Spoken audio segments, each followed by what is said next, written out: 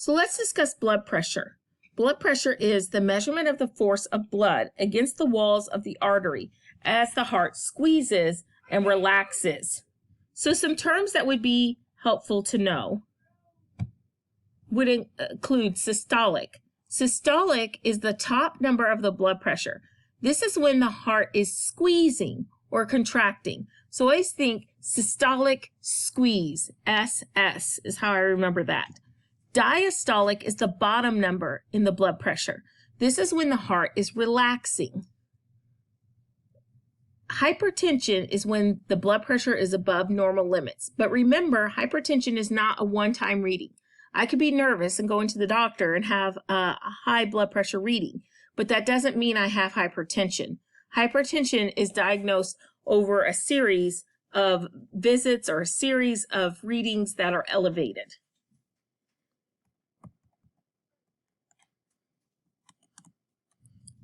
Another term to be familiar with is hypotension, and this is when blood pressure is below the normal limits. So with hypertension, the magic number you want to remember is 140/90 or above.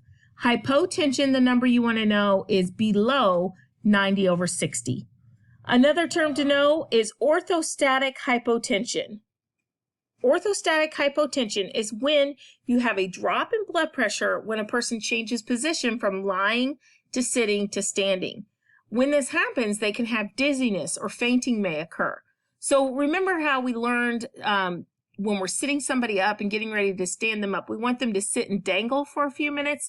The reason for that is because of orthostatic hypotension. We want to give them time to regulate before they stand up and have a sudden drop in their blood pressure. When measuring a blood pressure, you're going to need some specific equipment. So you'll need a stethoscope. You'll need a sphygmomanometer. You want to make sure, so a sphygmomanometer is your blood pressure cuff, and you want to make sure you have the correct size. If you don't use the correct size, you can have a false high or a false low reading. So knowing that you have the right size, you're looking at the inside of the cuff, and there is like a measurement line that you're using, and as you bring that cuff around, if it's not meeting the line or if it's too far past that line, that's showing you that it is either too big or too little for the arm that you're using.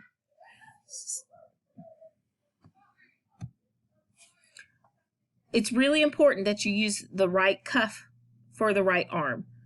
Remember to take the brachial pulse when you're measuring a blood pressure. There's also going to be some guidelines for one-step and two-step method in your book. Look that over. I think in class we've really focused on the one-step method. I will attach a YouTube video that will show you the process of measuring blood pressure in the two-step method. Both are very helpful. It's good to know both methods, especially if you're going on into nursing school. Sometimes you should not use a certain arm when measuring a blood pressure, and so it's good to be aware of that. You will see questions on the test about this. So if they have an IV in that arm, you do not want to do a blood pressure on that side. If they have an amputation, a cast, any kinds of injuries or burns, dialysis, if they have paralysis, this is something you'll often see. Maybe somebody's had a stroke and they have a weak or an affected side. We don't do the blood pressure on their weak or affected side. Or if they've had a mastectomy, even if it was a long time ago, we still don't take a blood pressure on the side of the mastectomy.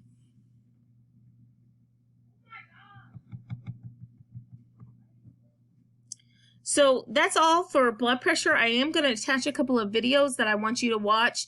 Make sure you look for that in the D2L Unit 11 section, and make sure you do lots of practice. Blood pressure is a harder skill to learn, so you'll want to practice on lots of people to get more familiar with it.